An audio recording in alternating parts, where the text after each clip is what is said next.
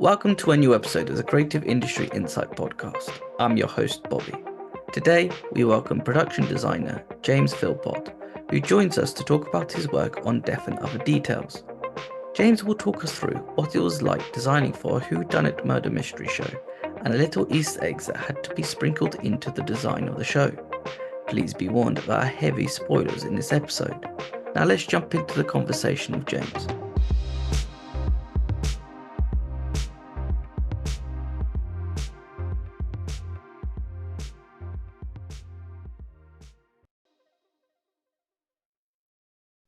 Hi, James. Thank you for joining me today. Hi, how are you? Thank you for inviting me. It's been my pleasure.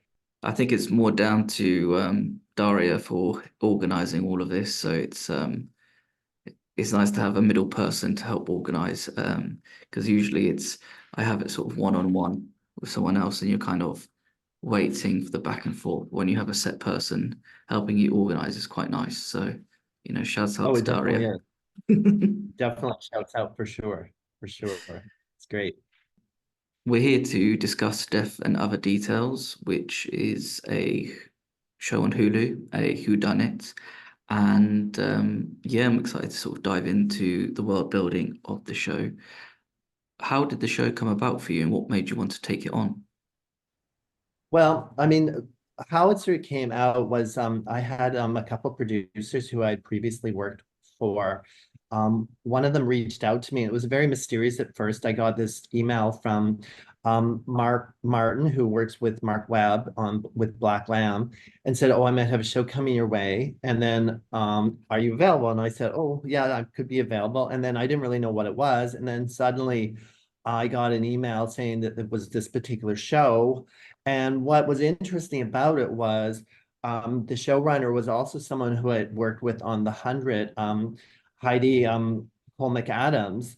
And so then we set up a meeting, and there was four of us at the meeting, and literally I knew everyone with the exception of Mike Weiss, who was new to me. And it was just seemed so easy, and there was such a really great rapport and flow in our conversation. And because we all had previous work relationships separately, but also it was the content of the show was really exciting because the idea of getting to build an Art Deco ocean liner, I think, is a really juicy project for a production designer.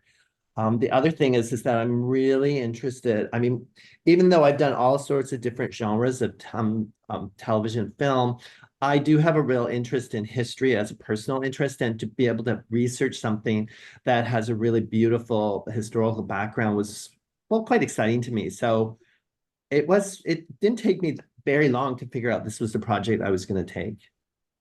I think when you get those sort of mysterious emails, I guess like as a production designer, because you have a massive hand in how everything looks, there must be a sort of like in your own way, you're playing your own sort of mystery of like, should I go down the rabbit hole with this project and see what comes out? Well, I think so, because I mean, the thing is, one really never knows what you're going to get when you sign on to a project. And I mean, sometimes you'll get a script and then you can come work with that. I mean, often you're working with new people, so there's a different dynamics. And um, it is going down a rabbit hole. And I mean, the one thing with this is this project, I mean, the content and what the world I had to create was really very exciting to me. And also having previous relationships with people, I felt, it had a lot of good possibilities and good, solid, like, the people I was working with, I knew were going to be really great. So that made it a little less mysterious for me, but still, you never know when especially when you're doing television, because you keep getting different scripts and different things. You never really know where you're going to end up going in any project. And even this one, even though I knew it was going to be sort of a locked door mystery and a ocean liner. We had all these flashbacks that took us to all sorts of different places. And, I didn't really know where those places were going to be when I signed on. And it was fun. It was fun. I guess as on top of that, having people that you've worked with before, as you said, makes it easier because even if you don't know what the destination is, the journey is going to be easier knowing you've got people that you've worked with and you probably had a shorthand as well in how you Exactly. work.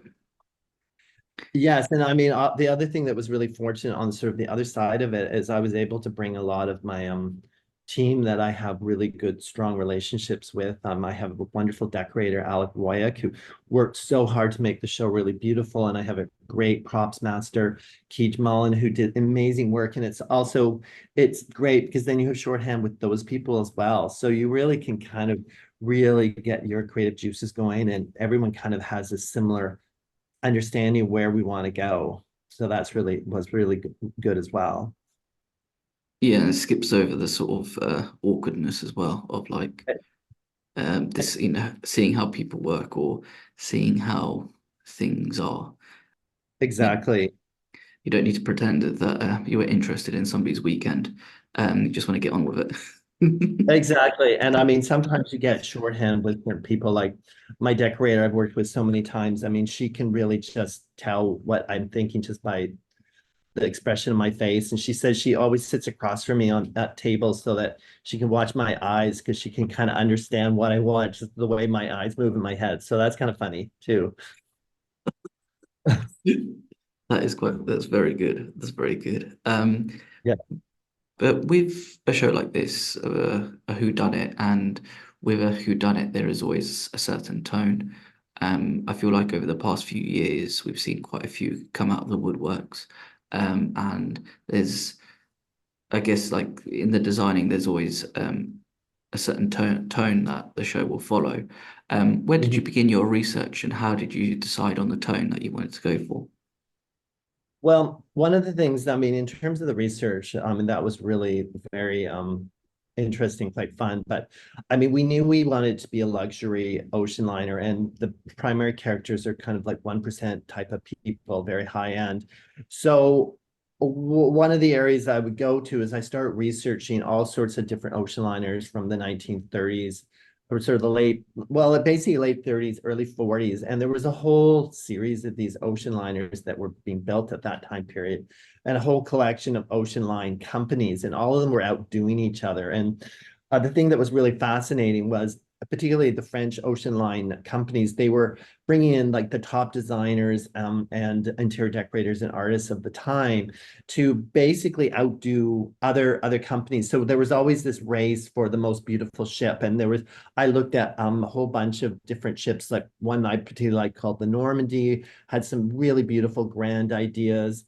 Also, there was in the pilot, there was some use of the Queen Mary in Long Beach. And obviously that had to sort of be something that was sort of kind of grounded the aesthetic, but started really looking at the different ocean liners, different tones. And one of the other things that we had to consider is I had to sort of really look at what these luxury ocean liners looked like in the past, in the 1930s, but then also sort of say, are these is the luxury of that time period still like considered luxury of today? Because obviously we wanted it to appeal to the contemporary audience and also suggest that it would appeal to a contemporary 1% group. So we kind of really looked at what was something that was consistent as a luxurious element, and we would use that as a through line. And if there were elements that maybe didn't, they became dated or didn't look as upscale anymore, I would kind of move away from it.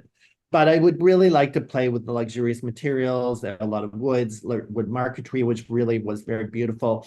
Also, because we didn't really want to go into a very dark mood in the show. The show does have a sort of a lush quality, and there is a show of color. And one of the things that was clearly laid out from the beginning is the show is not a gray show. Like it's not keyed back in terms of palette, and it's also not it doesn't have a sort of a keyed back aesthetic. We wanted color, but I didn't want color to go into a cartoon vibe. We still wanted it to look rich and luxurious and elegant.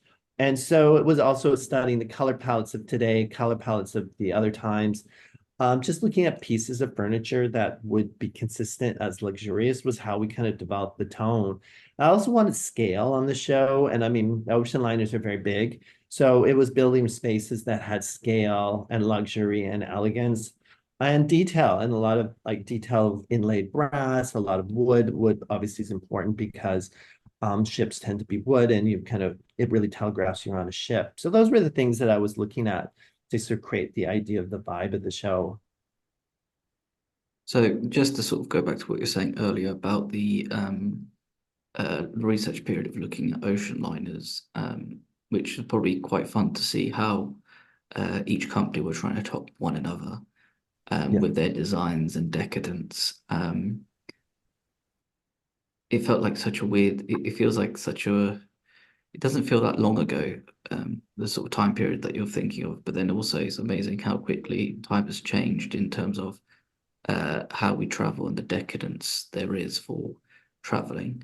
How like the ocean liners used to be the big thing. Now you can just hop on a plane and Mhm. go on, first class, economy or business, and see the decadence that way.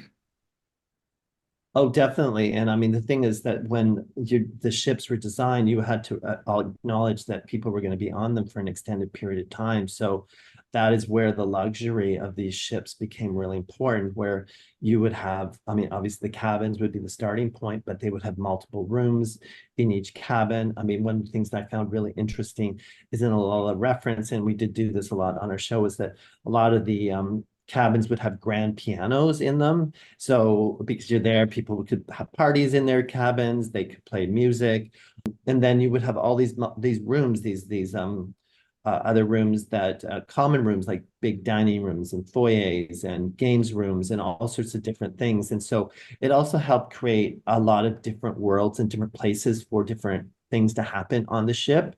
Um, and I mean, obviously, it is a locked door, so you can be on a ship for 2 weeks. I mean, the transatlantic journeys, or even in this case, the sort of Amalfi Coast. I mean, there would be 2 weeks that people would be on these. I think it's referenced in the script 10 days on this ship. So lots of different spaces was important to create, luxurious, but then also we did introduce the sort of the crew and then some of the workings of the ship as well. In the show to show also a social stratification, which is something we started looking at as we designed the ship. Mm. And I think there's a lot of sort of, you see that as well in probably your research, the sort of social structure and how at the top of the ship is probably just like in the top of the food chain, you have the most elegant side, and then as you go slowly down and further down, it becomes dark and dingy and smaller Yeah. spaces.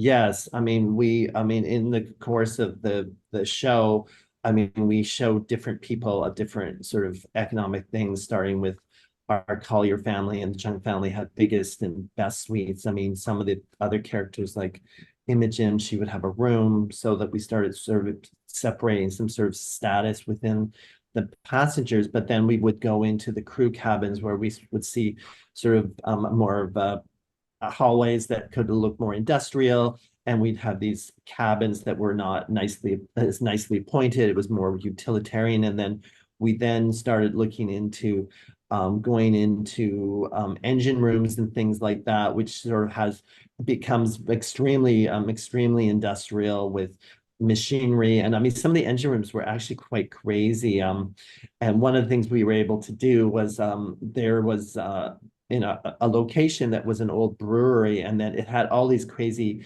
tanks and machinery and gantries. And I started looking at the research, and a lot of that reminded me. So we were able to sort of take some locations like that and then develop that into our, like, well, they call the bowels of the ship, but into our workings of the ship.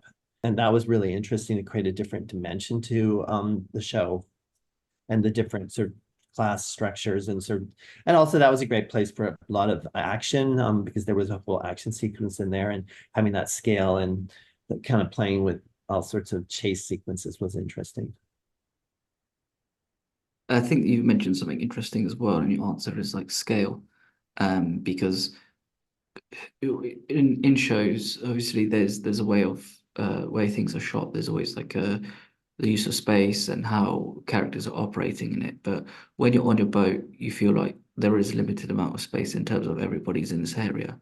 But with something like this, where the ship is so grand and so vast, how do you go about thinking about the use of space on the ship and how things should be designed so that characters can move around in it? Well, I mean, that's an interesting thing because one of the things that we did fairly early on is we essentially mapped out the ship because we also were involved in the CGI build of the actual ship that you see sailing in the show. So we mapped out where every character's room was so that we then created a whole series of decks, um, like starting at the top and working our way down into the sort of the workings of the ship at the bottom. And so we created a map, both in a sort of a section structurally working that down, and also floor plans of each one. And then we actually kind of only had two hallways that we redressed continuously to make each hallway different, but sort of suggesting it's on different floors of the ship. And so through using the map, we could help the actors know which direction they were moved because in theory, this suite was here and this suite was here, even though that we were often flipping them, redressing the same rooms and same suites for different places. And so it was all kind of mapped out in geography so that we can kind of utilize the sets that we had and also give the sense of scale. And that's sort of how we sort of thought about it. And it was a lot about figuring out where everything was in the ship was how we did that. So we connected everything properly. Oh, okay. And then in terms of like when you map out the ship, is it a case of just like a quick doodle of like, okay, so if we are in this grand dining area, then we're going to make sure that there's a walkway here, then tables will be over here, and then this walkway will Mhm. lead to a bar and It sort of play it out that way. it started out that way, and then because we ended up having to formalize it in such a way, because in the show we actually had to show floor plans in the security room, which became a clue. So we started with creating the floor plan as a doodle, but then we sort of actually made it into a formalized graphic using ideas of ship plans. And a lot of these were based on sort of the 1930s ships. But the other thing that we had to start doing is because we were working very closely with a company that built the CGI model of the ship that you see, we basically created a lot of the plans and the sections of the ship for them so that when we would know where everything was, that they would know everything was, because there were often a lot of times that you would do fly-ins to a window of somebody's suite. And so it became really important to know where that all was. And as the process of making the show, building the show, and then working with the CGI company, we became increasingly specific about every detail of the ship. So what would happen is as we develop aesthetics like, oh, this porthole has this type of detail, or, there's a whole series of architectural details, we would also start working with that with the CGI company. And that made our plans and our understanding of where everything was really, really very specific. Like, so we can say that window is right there, literally point to it on the model. In a way, there's, as you said, like just it's the way of how trying to work out how things move and work on a ship. But then I also sort of want to follow up on what you said about working with somebody like VFX. How does something like that play into your designing? Do you just think, okay, we can do a build of this, but then VFX could come in and make this sort of area larger? Or if there's like the big at the bar in, I think it was episode one or two where they talk about this one art piece Mhm. behind the bar.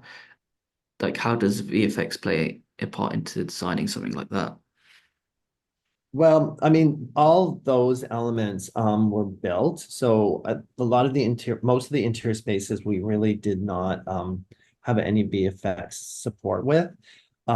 We would obviously tell the VFX where all these elements were within the context of the ship and the floor plan.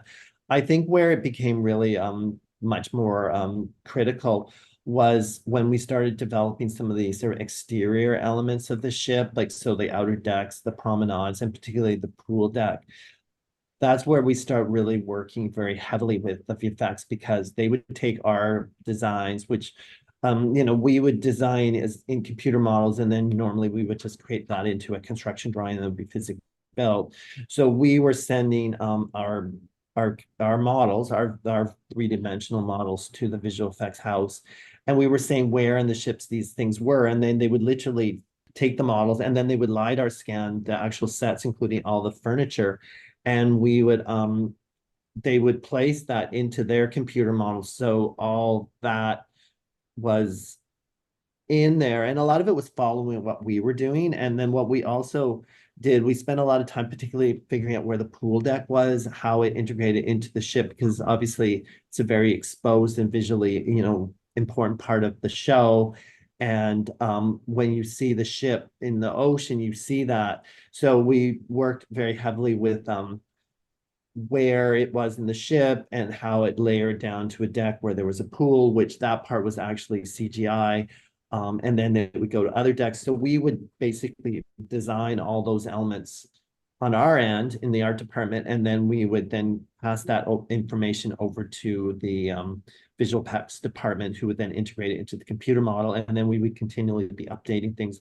They would come to us and LiDAR scan all our furniture, and we would be sending them all the samples of the colors and everything like that. So it was a really strong back and forth there.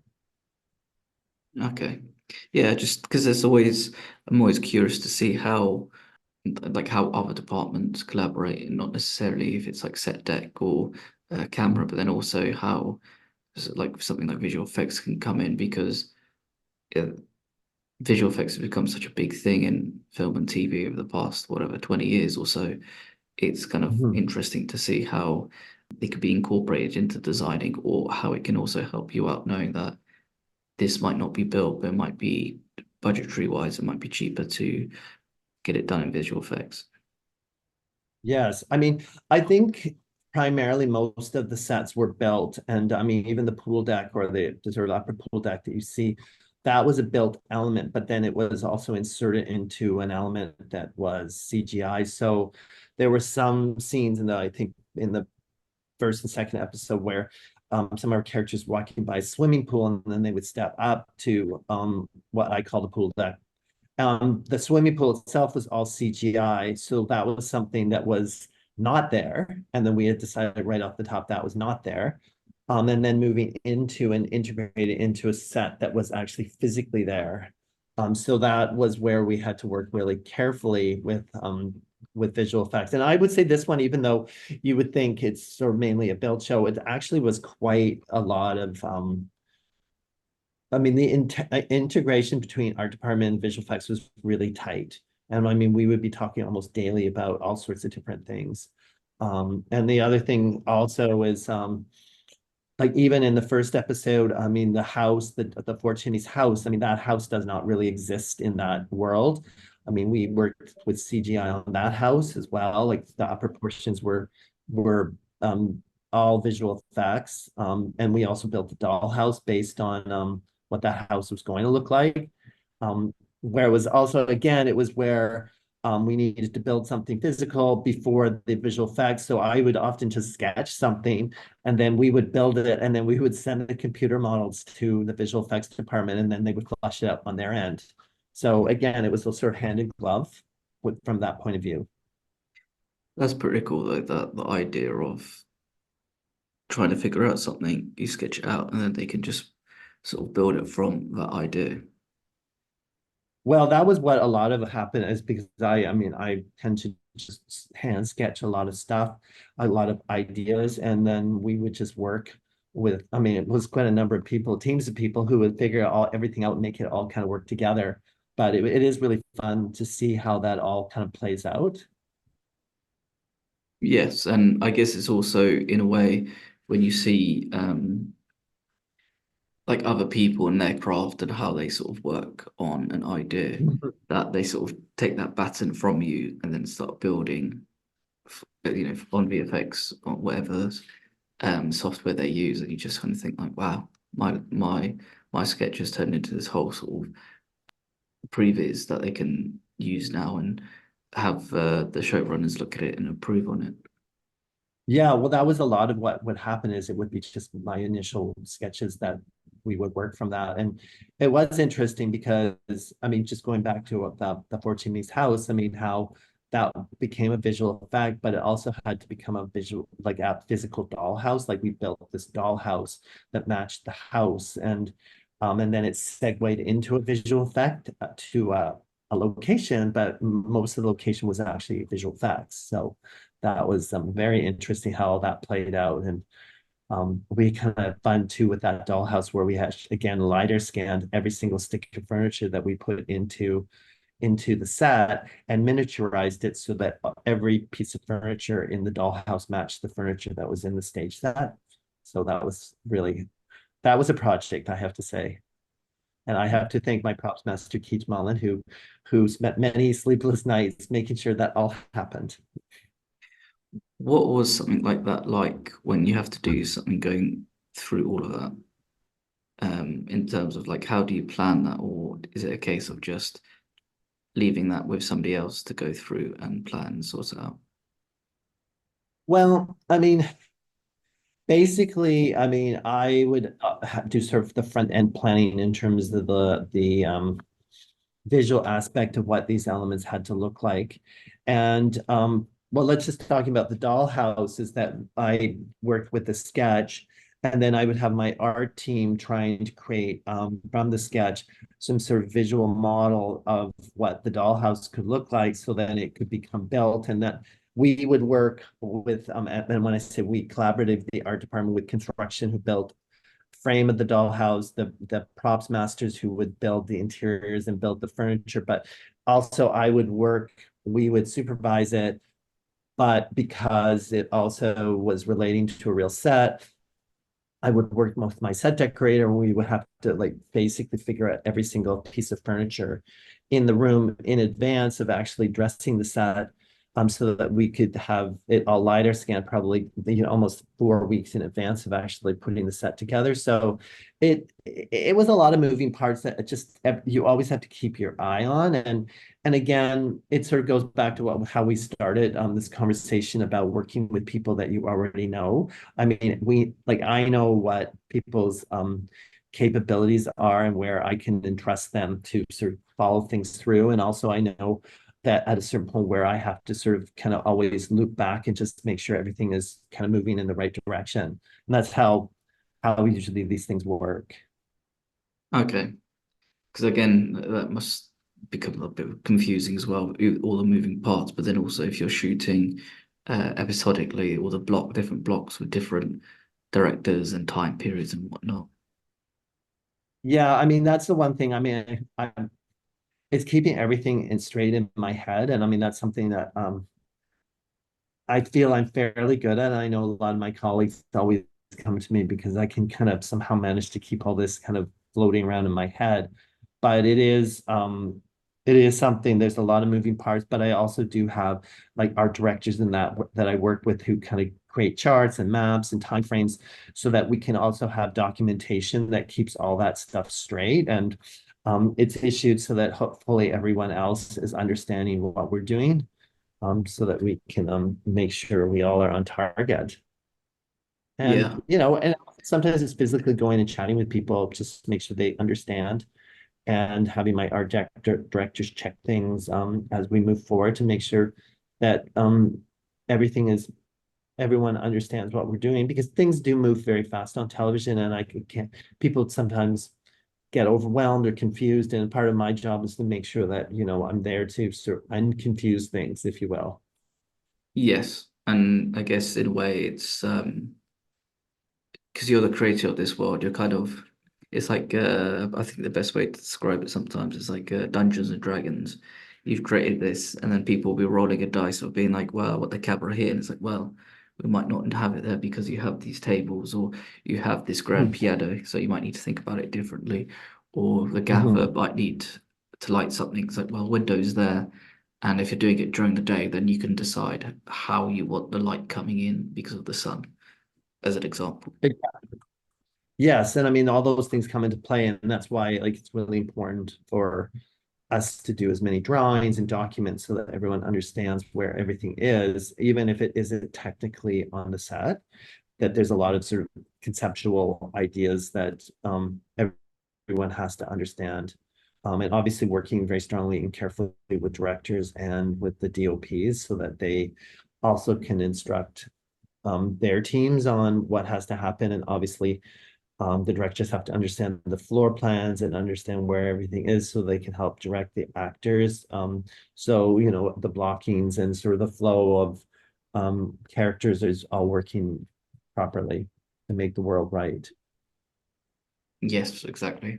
What I'm curious to know about as well in terms of your designing, because as a murder mystery and a whodunit show, you can kind of play on people's memories and how people think back on certain events that happened in their past, especially if it's something traumatic where uh, you can lock that away.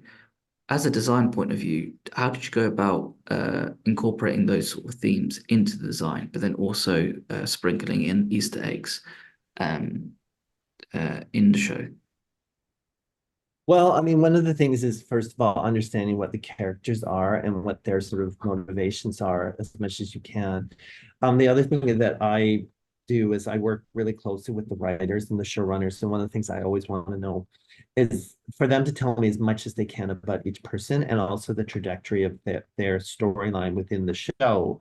So even though I may be working on block one, I still want to know as much as I can about block four, block five, and even the finale. I mean, I basically knew how it was all going to play out almost quite early in the prep period. So I think that's one thing that's really important for me and a designer is I have to have all the knowledge. And one of the things I always find funny sometimes with writers, and they'll write these scripts, they'll always write it as if it's completely for the audience. And so they'll leave cliffhangers. And I'm thinking, well, that's fine when you're seeing it as a television show or a movie, but I need to know what this is. And so I'm always asking, can you tell me like what the secret thing is or what this cliffhanger is? So I know all that. But the other thing that Death and Other Details did was they did really play with a lot of ideas of different people's points of view and the whole concept of what things don't aren't necessarily always what they seem, because everyone does have different memories of the same event. And even a person could have a different memory of the same event if they start looking at it differently. And especially, you know, our main character, Imogen, I mean, she had a very traumatic experience with the death of her mother, and she thought she saw the event in a certain way. And then as the series goes by, particularly the end, we realize that what she thought she saw wasn't necessarily what really happened. And so it was really a lot about going back and planting little clues and little things that would sort of suggest there was a difference of perception. So sometimes there'd be things like there was one situation where Imogen was trying to remember a murder of the first murder and she couldn't remember what color. There was a shirt on the like the floor at first, but then she realized it was on a chair and she thought it was pink, but then it was green. So it's things like that you kind of had to play with. And then obviously Easter eggs could be planted within the sort of idea of sort of different concepts of memory, which is really interesting. Did you ever, maybe play tricks is not the right word, but did you ever sort of try catch people out with playing with memory or how things should be looking on set whilst they were setting up? I don't know if we necessarily were playing with how things were with memory. I think it's important. Like I don't wouldn't want to sort of trick. I mean, the audience needs to be tricked, but I wouldn't necessarily feel to try and trick the director or put a trick on the set, because it was so like every clue was ended up being so important, and sometimes it like it was there, but then it would become something really major later on. So I think it was really important just to make sure that our writers and the directors were all totally on target with a lot of that stuff. Okay. Well, of course, it's like, I guess time is money, but at the same time, it'd be kind of fun to sort It of could be kind of like. fun. Yes, I suppose it could be fun. Maybe the But next show I'll try. yeah, exactly, and see if you can catch people out. It's like, hang on, that was green a second ago. Why is that? Why is that not green? And then they'll be like, James is at it again. Don't let him come onto Well, set, please. sadly, I think the number of Starbucks cups that have sort of landed on sets sort of shows that sometimes maybe they won't notice. So I think I'm not sure how that sounds like a dangerous game. Could be fun though. Don't ever Yeah, it rule it could be out. fun. Yes, Um, yes. Well, always an opportunity later. Yes.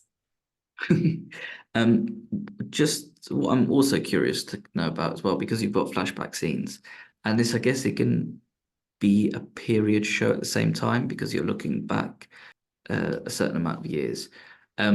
Because you're looking at a certain point in time where we've lived through, and it doesn't necessarily feel that too distant away in terms of how things necessarily feel and look. How do you go about creating the look for that time period as well? Well, I mean, I think the thing is sometimes with the time period shifts, um, like from a production design point of view, I mean, some of the shifts weren't as dramatic as you point out, as they would seem. And also a lot of our locations, I sort of fit into the sort of idea of timeless. So like if, for instance, we were talking about the four chimneys, I mean, because it's an old sort of old moneyed this type of house. I mean, a lot of the sort of decor would have been like quite substantially older than, let's say, the time period. So I feel a lot of it actually ends up coming through wardrobe and hairstyles. And I think that that's sort of what kind of becomes telling in terms of the time period, because the interior of our house for Four Chimneys was built in sort of like early 1900s. So, and the dressing was very much of that time period and very much indicative, kind of like traditional old money. It was really this sort of clothing and hair. And I'm going to do a call out to Mandy Line, who was our costume designer on the show, who's amazing, and we had such a great synergy with.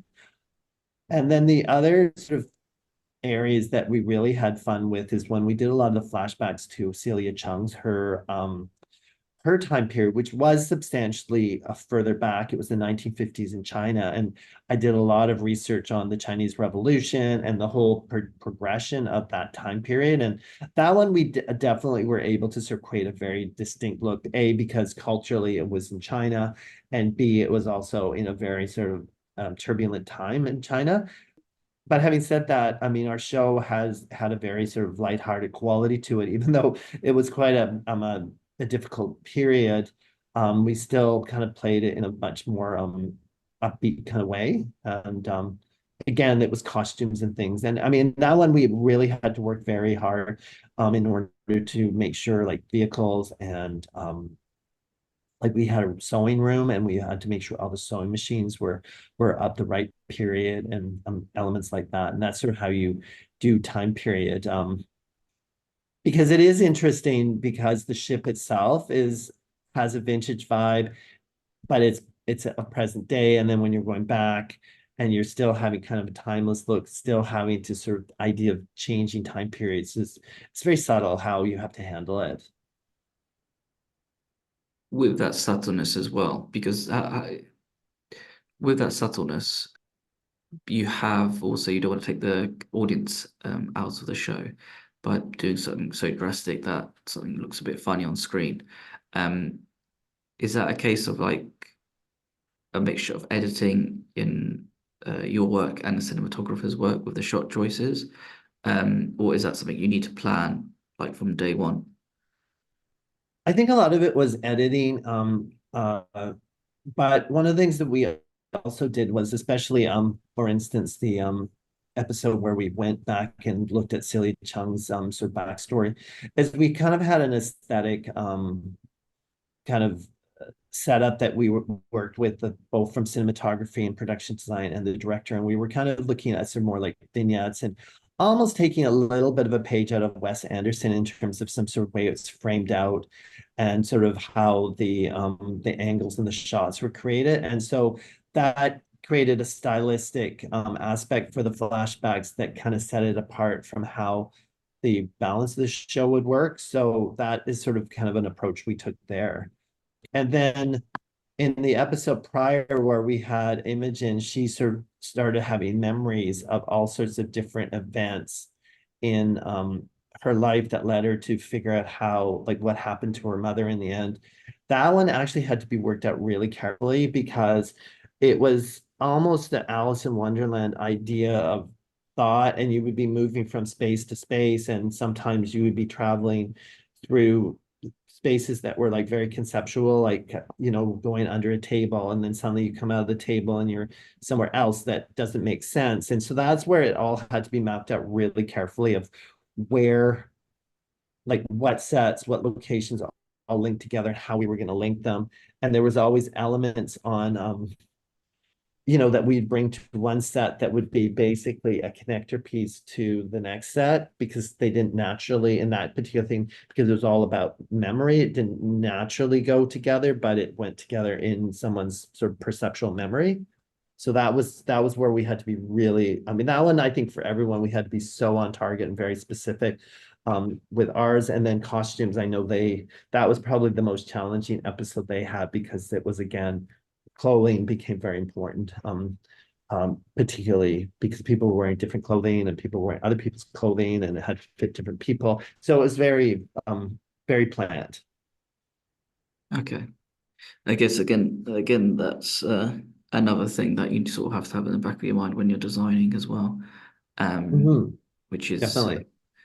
which is also crazy to think. 'Cause I guess as an audience member, all you think about a production designer would be the sort of designing part, but then it's the logistical movements of how a scene plays out or how things will be moved or blocked. Exactly.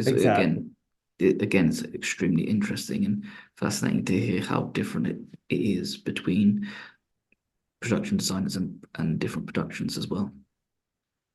Exactly. And I mean, every production has its own challenges, and also depends on the scripts, because I mean, we had, as I just mentioned, we had a couple of scripts that were in the same block, but they had different conceptual bases and different stylistic ways of manipulating. And so it has to be thought about in different ways, even though it's within the same show. And then when you move to different shows, I mean, how you think about things often shifts by content, the aesthetic of the show. And obviously, sometimes you will shift based on the directors. And I mean, on television, you will have four or five, innumerable number of directors, and you always have to sort of be able to flexible and work with what they have, and then also make sure it's always sitting within the sort of context of the show globally. The one thing I always say to people is production designers do every single episode of a show, so we are kind of like the keepers of the aesthetic. Yeah, which is crazy to think in a way, that even though there's people that keep coming and going, you're one of the few constants there to kind of like be on the train from the beginning to the end of the road. Exactly. And I mean, so it also means that we understand what the aesthetic of the show, what the look of the show is. And and DOPs too, but often you'll have two DOPs, whereas you only have one production designer. So it's always making sure, or telling, this DOP, in that other episode we did this, and so that's part of our world now. It's just making sure all the information flows through everybody. Yeah, which is again, I wonder what a cinematographer must think when you think, oh yeah, the other person did it this way on this bit, so it's kind of in our world now. It's like, oh okay, that takes away my Well, creativity a bit. I mean, I guess it could be taken both ways. One is it helps you understand, and gives you maybe an opportunity of doing that again if you want, but it also tells you is like maybe we want to do something different. So I guess it can go. It's a dual-edged sword. It can go both ways, I think. Uh, yes, 100%. Just to hit you up with my penultimate question, what was the hardest set to design for? I think the sort of hardest set to design for was our pool deck. And the pool deck and the dollhouse were the two hardest ones. Um, I guess maybe I'll start with the dollhouse, is because it was a very compressed time frame. Even though it is a small element, it was technically a prop. It was a 16-room mansion that had to be designed from scratch and miniaturized. And I think we had 4 weeks to build the whole thing based on a location, exterior location, that we knew we wanted to do a substantial amount of VFX to, but the interior location was a different location. It wasn't part of the same house. So it was basically marrying two different locations into one element and then adding a whole VFX component and then trying to build the entire thing in 4 weeks, including matching every single piece of furniture. We miniaturized every carpet, every piece of fabric, everything that we're putting into it. So that was a big project. And then the pool deck was challenging because it had a big visual effects component involved in it. And also we were having some space challenges and we ended up having to build the whole thing in the parking lot, which gave us more space, but it also had a whole series of other conditions that it created, which was weather conditions started to develop, and wind conditions. And then it was also just it was a fairly big scale and with a lot of moving parts. So that was a challenging aspect too. So those would be my most challenging things. I mean, there were some sets I loved beyond to design. I loved Sunil's office. That was a set I loved designing, and I loved the dining room. Those were the ones I had the most fun with. But so I just wanted to pick up because you said something that it was built in 4 weeks. Did you mean it was that designed and built in 4 weeks? Yes, Wow. yes, it was kind of crazy. And then how does that sort of like pressure? So I know I said that was my penultimate, but I just want to sort of how do you deal with that sort of pressure and planning and making sure that you're still you're on schedule and that you're not delayed by anything? That's a really good question, because the other thing we also have to keep in mind when we're doing those types of projects, we're still designing the rest of the show at the same time. And in our world, it's very much like I'm usually designing like 5, 6, 7 things at the same time. But that one, it was basically how I would deal with that is I would make sure I have a team of people working on the project with me, including the builders, the props masters, and everybody. And I do this thing where I kind of keep looping back. So I will design a certain amount to make sure everyone's working forward. Then I go on to another project and design a certain amount so we can go forward. And I keep doing that. And then I keep looping back so that I would then do the next wave of the design work. So it would be like you might do the floor plan initial elevations and maybe some sort of idea finishes, and then you do that same thing for other projects, and then you get set up your team set up for each one, and then you would then come back and you would start looking at colors for the interiors and furniture and different fabrics. And so it's just a sort of, I kind of layer everything, and that's how I kind of deal with it. And then I also have art directors that I again really trust, and that really helps. But it does get a little hairy. I mean, it's sometimes you sort of, and it's also, long hours, and often you're still dealing with these things like on the weekends, like continually. So it's there's a bit of pressure there. That's for sure. I can only imagine the sort of pressure as well. And as you mentioned, the fact that you're working on something, you're even though you're working on something that's very time constrained, you're designing for other episodes and shows, other episodes, sorry, and sort of keeping on top of that. So that must be another thing where you think, just not stop. You have to keep it. You have to have your sort of like so many plates being spun at that time as well. Yes. Yes, and it's like, how do you keep all the balls in the air at the same time, and create a sort of a safety net so none of the balls ever fall. And that's always the challenge. But I mean, I have a really good team I work with, and they always help me keep every ball up, and I don't think we've had any balls fall, so that's a good thing. That's good then, because you don't want to be known for if something happens. No, The delay. not at all. Yeah, Um, I mean, yes, definitely don't want to be known for that. Unfortunately, I'm not. So there we are. So good.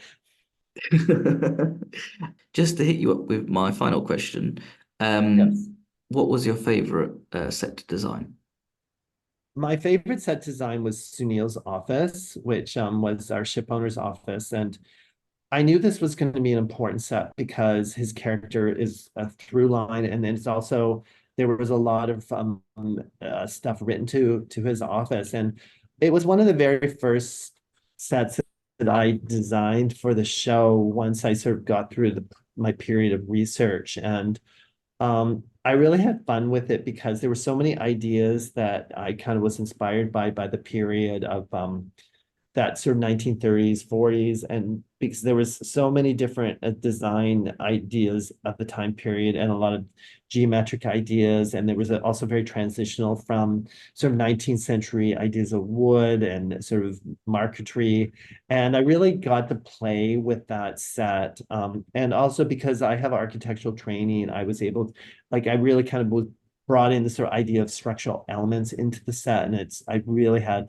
fun with it. And the floor plan, I mean, of that set is kind of crazy. We used to call it the butterfly because it's not a square or rectangle. It's based on circles and squares and tangents of circles. And I just probably drove my carpenters crazy, but they loved it anyways, because it was definitely a lot of compound curves and circles and tangents of circles and columns. I had columns, but they weren't round, they were oval. It was just like sort of lots of fun there. Solid choice. And I feel sorry for the carpenters because they've probably been told one way and then it's another way, and it's like make sure it's constantly the same and coming in to inspect their work every day. Yes, but I mean, having said that, was interesting. There was a lot of challenges for the carpentry because there was a lot of curves and circles. But one day my wife was at our local coffee shop and she overheard these two men talking about this crazy project that they were doing. All this, and they were carpenters, and they were talking about all the challenges and that, but they loved it all. And then she overlooked and saw pictures, and it was our show. So I mean, they still loved it. So I have proof that they loved every minute of the crazy that we put forward for them. It's a challenge, and when they get it done, they're really proud. Isn't it funny though that like your wife overheard it and it was just like they probably at first was just like, oh, they're probably Yeah. complaining about that, and so actually they enjoyed it, so it's all good. Yes, yes. So that was funny. So she told me that. I thought that was hilarious. James, thank you so much for your time. Death and Other Details is streaming now on Hulu, but it's also in the UK. It's streaming now, streaming on Disney Plus. Yeah, go out and watch James and his team's beautiful work. Thank you again. Thank you. Thank you. You take care and bye bye. Okay, bye now. Thank you.